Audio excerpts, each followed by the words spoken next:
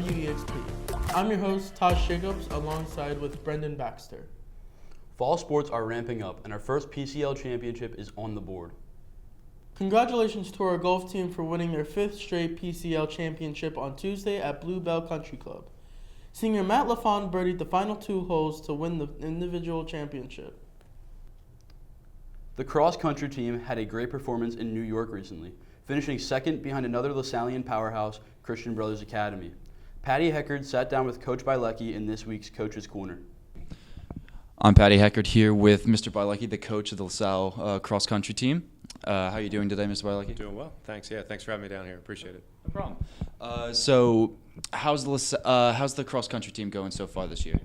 Doing really well. You know, we have a great group of guys, almost 60 guys on the team. From middle of the summer, they started training pretty hard, and since we began officially on August 12th, we really kind of had everybody all in on what we're trying to do every day. So I'm just really liking what I'm seeing from their in terms of their buy-in and work ethic. So far off to a great start. Yeah.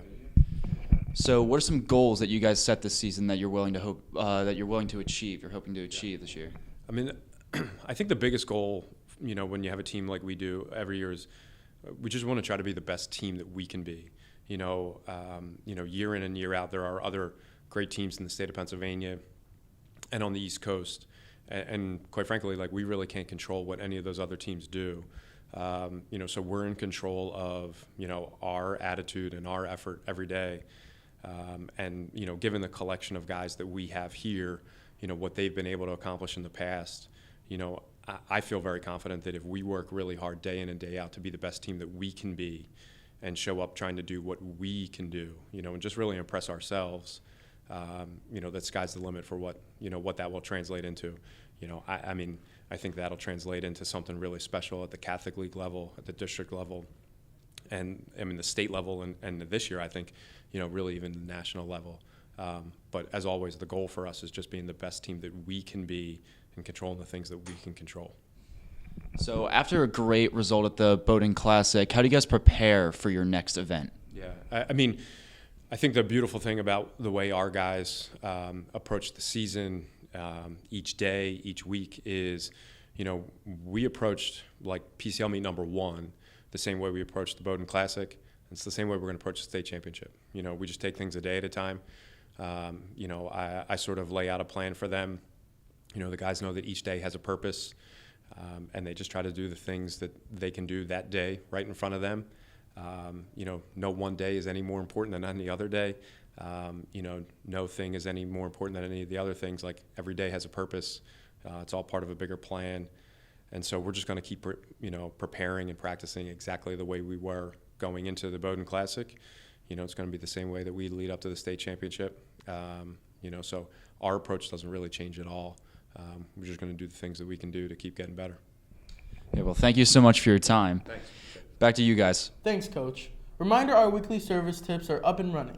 We added a new trip this year at St. James School, with more on the newest opportunity to leave to service. Here's Mr. Mitch. So St. James is a school located right outside of Philadelphia, and it is a school of about 85 students, grades 4 through 8. These are students from that surrounding area right around Allegheny Avenue.